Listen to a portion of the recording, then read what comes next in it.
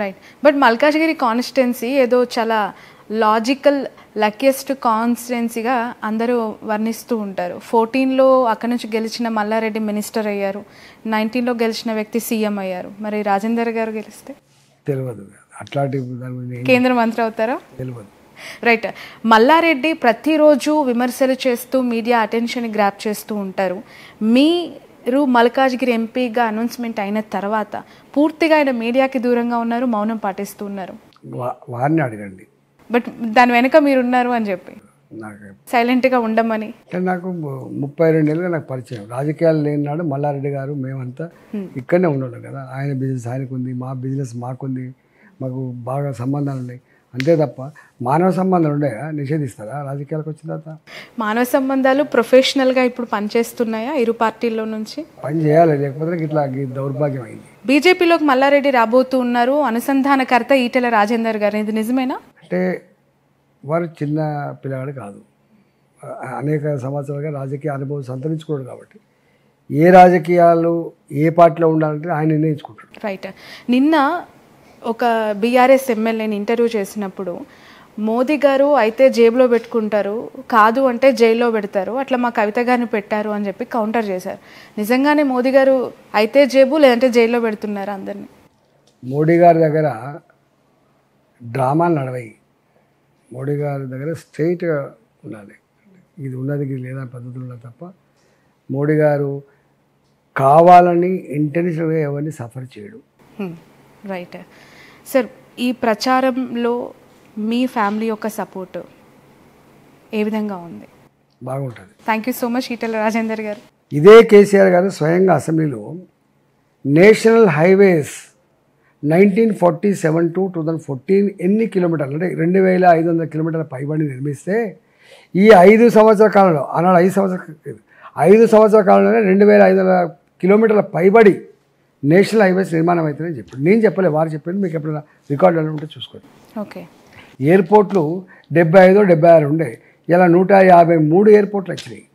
National హైవేస్లో 11 kilometre రోజుకు construction జరుగుతాయి. అప్పుడు ఇవాళ 37 కిలోమీటర్ల నేషనల్ హైవేస్ కన్స్ట్రక్షన్ జరుగుతూ ఉంది. ఇంతెందుకండి, ఇవాళ డబుల్ బెడ్రూమ్ల విషయంలో, మీరు ఇళ్ళ విషయంలో 10 సంవత్సరాల కాలంలో 4 కోట్ల మందికి ఇల్లు కట్టించిందండి.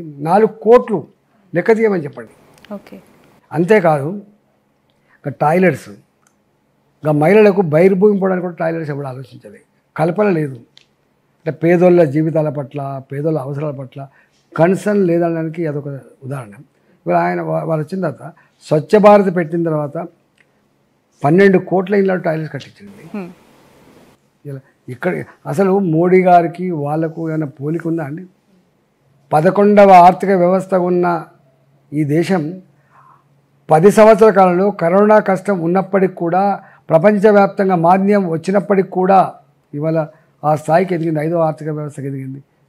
అంటే కళ్ళుండి చూడలేని కబోతులకు ఏం ఆన్సర్ చెప్తారండి? రైట్. ఇంత సుదీర్ఘమైన ప్రజా జీవితం ఈటెల రాజేందర్ గారి సొంతం, గెలుపోటులు అతీతంగా మీరు పనిచేస్తూ ఉన్నారు. అఫ్కోర్స్ ఇప్పుడు హుజూరాబాద్ నుంచి మల్కాజ్గిరికి మీ ప్రయాణం కొనసాగుతోంది. నాన్ లోకల్ అనే ఒక ముద్రని మీ పైన వేస్తూ ఉన్నారు. రాగిడి లక్ష్మారెడ్డి లొకేషన్స్ ఉన్నా ఉంటే మీది దాదాపు 160, ఇంకొకరిది ఇంకొక 100 కిలోమీటర్లు అని చెప్పి దీన్ని ఎలా క్లెయిమ్ చేసుకుంటారు? ఆయనకు రాజకీయ పరిజ్ఞానం లేదు, రాజకీయ పరిజ్ఞానం లేదు. ఏం చెప్తుంది దానికి? సార్, నా ఇల్లు, నా వాకిలి, నా కథ, నా చరిత్ర యావత్ తెలంగాణ ప్రజానికి తెలుసు. ఈ ఊకే వాళ్ళతో ఆ మతిలేనంతో ఏం పెట్టుకుంటాం? ఏమైనా విమర్శించాలంటే కూడా దానికి ఇంత హోదా ఉండాలి, ఇంత సబ్జెక్ట్ ఉండాలి. ఏం లేని దానికి ఏం సమాధానం చెప్తాను చెప్పండి? పదే పదే రాముణ్ణి మొక్కుదాం, బీజేపీని తొక్కుదాం, ఈ నినాదం బీఆర్ఎస్ ఎత్తుకుంది ఈ ఎంపీ ఎలక్షన్స్లో. ఇది మీకు ఏ విధంగా ఎఫెక్ట్ చూపిస్తుందని? ఎవరు తొక్కబడుతున్నారు, ఎవరు పైకి వస్తారనేది ఆల్రెడీ చరిత్ర చెప్పిన తర్వాత కూడా ఇంకా ఏం మాటలు, అవన్నీ మాటలు, అంత అహంకారం మాటలు మంచిది కాదు. పొలిటికల్ పార్టీలలో సిద్ధాంతపరమైన ఘర్షణ జరగవచ్చు, మాట్లాడుకోవచ్చు, కానీ ఇట్లాంటి మాటలు ప్రజలు అసహించుకుంటారు. ఆ పూటకు అది హెడ్లైన్స్ వార్తగా వస్తుండొచ్చు, కానీ ఆయన ప్రతిష్ట తగ్గిపోతుంది, ఆయన పట్ల ఉన్న గౌరవం తగ్గిపోతుంది.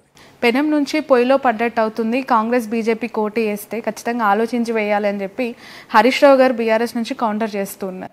ఇప్పుడు బీఆర్ఎస్ పార్టీ ఉంది, ఇక్కడ అధికారం ఉంటేనేమో ఈ రాష్ట్ర ప్రయోజనాల కోసం పార్లమెంట్లో మాట్లాడాలి కాబట్టి ఓటు వేయమంటే ఆనాడు వేసిండు. ఇలా ఇక్కడనే బీఆర్ఎస్ పార్టీ అధికారం లేనప్పుడు ఎవరు ఎందుకు ఫైట్ చేస్తారు? ఏం ఫైట్ చేస్తారు? ఇక్కడ కాంగ్రెస్ పార్టీ అధికారం ఉంది. కాంగ్రెస్ పార్టీకి ఫండ్స్ ఏమని చెప్పి బీఆర్ఎస్ పార్టీ లోక్సభలో కొట్టాడుతా చెప్పండి. రెండవది, ఇలా కాంగ్రెస్ పార్టీ ఉంది, అక్కడ అధికారంకి వచ్చే ఆస్కారమే లేదు. అబ్కి బార్ మోడీ సర్కార్ అని చెప్పి ప్రజలు భావిస్తూ ఉంటే కాంగ్రెస్ వాళ్ళు కోటైతే ఏం లాభం ఉంటుంది? ఈసారి కాంగ్రెస్ కోటేసినా బీఆర్ఎస్ పార్టీ కోటేసినా ఈ రాష్ట్ర ప్రయోజనాలకు ₹1 లాభం లేదు. ఇలా అంతో ఇంతో అభివృద్ధి జరగాలంటే బీజేపీకి ఓటేస్తేనే కేంద్రంలో ఉన్న మోడీ గారికి ఏమైనా ఈ పని చేయమని చెప్పి అప్పీల్ చేస్తే గొప్పగా పనిచేసి పెట్టే ఆస్కారం ఉంది. కాబట్టే ప్రజల్ని వేస్ట్ చేసుకోవద్దని చెప్తున్నా. రైట్. గతంలో ఈటెల రాజేందర్ గారికి ఫోన్ చేస్తే బాగున్నారా ఏంటంటే పేరు పెట్టి పిలిచేవాళ్ళు. ఇప్పుడు కాల్ చేస్తే జై శ్రీరామ్ అనే నినాదం వినిపిస్తుందంట. మోదీ గారు బీజేపీ సిద్ధాంతాలు ఈటెల గారిని మార్చాయా? ఈటెల గారే బీజేపీ సిద్ధాంతాలకు కట్టుబడి మారిపోయారా? ప్రజల విశ్వాసాలను ఇవ్వాలి కాదండి. ఆ ప్రజా జీవితంకి వచ్చినాడే, శాసనసభ్యుగా పోటీ చేస్తున్నాడే ప్రజల ఆలోచనలు, ప్రజల విశ్వాసాలు, ప్రజల సంస్కృతులు, సాంప్రదాయాన్ని తప్పకుండా గౌరవించుకోవాలి, పాటించుకోవాలి. ఇలా కొత్తగా చేసేది లేదు. ఇప్పుడు అట్లాంటినే మేము వేములవాడకు పోయి దర్శనం చేసుకోవడం, సమ్మక్క సారలకు పోయి దర్శనం చేసుకోవడం, లేకపోతే ఇంకొక టెంపుల్కి పోయి దర్శనం చేసుకోవడం, ఏ ఊరికి పోయినా కూడా మొట్టమొదలు పోయి ఆ ఊరిలో కొబ్బరికాయ కొట్టడం, ఇవన్నీ ప్రజల సంస్కృతి, సాంప్రదాయాలు, విశ్వాసాలు. వాళ్ళని గౌరవించాలి. గౌరవించకపోతే ప్రజా జీవితంలో ఉండలేడు. రైట్. ఏం చూసి మల్కాజ్గిరి ప్రజలు ఈటెల రాజేందర్ గారికి ఓటు వేయాలి? ఎందుకు ఓటు వేయాలి? మల్కాజ్గిరి ప్రజానికానికి కాంగ్రెస్ పార్టీ అభ్యర్థి పట్ల, బీఆర్ఎస్ పార్టీ అభ్యర్థి పట్ల, నా పట్ల వాళ్ళు చర్చించుకుంటారు. ఇలా ఎవరికి ఓటేస్తే ఈ నియోజకవర్గం అభివృద్ధి చెందుతుంది, ఈ నియోజకవర్గం చల్లగా కొనసాగుతుంది, భూ ఆక్రమణ లేకుండా, దౌర్జన్యం లేకుండా, స్వేచ్ఛగా ఎవరి వాళ్ళు అవుతుందో వాళ్ళు నిర్ణయించుకుంటారు. ఎందుకంటే నా చరిత్ర 22 ఏళ్ళు ఉంది, వాళ్ళ చరిత్ర కూడా ఉంది. దాంట్లో వాళ్ళు ఈ మల్కాజ్గిరిని అన్ని రంగాల్లో అభివృద్ధి చేయాలంటే, ప్రశాంతతకు నిలయం ఉండాలంటే, భూ కబ్జాలు లేకుండా ఉండాలంటే, ఈ దౌర్జన్యాలు లేకుండా ఉండాలంటే రాజేంద్రన్ అయితేనే సాధ్యమైందని చెప్పి ప్రజలు భావిస్తారు. కాబట్టి ఓటెత్తా అంటున్నారు. వాటికనే ఇట్లా బాయి చెప్తున్నావు, పైసలకో లేకపోతే ఉపన్యాసాలకు ఓటేయరు.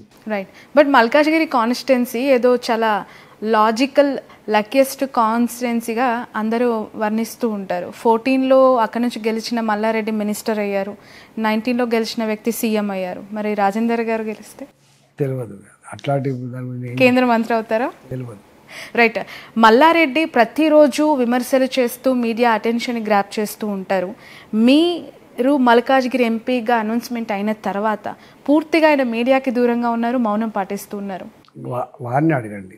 బట్ దాని వెనక మీరు ఉన్నారు అని చెప్పి నాకు సైలెంట్గా ఉండమని. అంటే నాకు 32 ఏళ్ళుగా నాకు పరిచయం. రాజకీయాలు లేనినాడు మల్లారెడ్డి గారు మేమంతా ఇక్కడనే ఉండడం కదా. ఆయన బిజినెస్ ఆయనకు ఉంది, మా బిజినెస్ మాకుంది, మాకు బాగా సంబంధాలు ఉన్నాయి. అంతే తప్ప మానవ సంబంధాలు ఉన్నాయా? నిషేధిస్తారా రాజకీయాలకు వచ్చిన తర్వాత? మానవ సంబంధాలు ప్రొఫెషనల్గా ఇప్పుడు పనిచేస్తున్నాయా ఇరు పార్టీల్లో నుంచి? పని చేయాలి, లేకపోతే ఇట్లా దౌర్భాగ్యం అయింది. బీజేపీలోకి మల్లారెడ్డి రాబోతూ ఉన్నారు, అనుసంధానకర్త ఈటెల రాజేందర్ గారు, ఇది నిజమేనా? అంటే వారు చిన్న పిల్లగాడు కాదు, అనేక సంవత్సరాలుగా రాజకీయ అనుభవం సంతరించుకోడు. కాబట్టి ఏ రాజకీయాలు ఏ పార్టీలో ఉండాలంటే ఆయన నిర్ణయించుకుంటాడు. రైట్. నిన్న ఒక బీఆర్ఎస్ ఎమ్మెల్యేని ఇంటర్వ్యూ చేసినప్పుడు మోదీ గారు అయితే జేబులో పెట్టుకుంటారు, కాదు అంటే జైల్లో పెడతారు, అట్లా మా కవిత గారిని పెట్టారు అని చెప్పి కౌంటర్ చేశారు.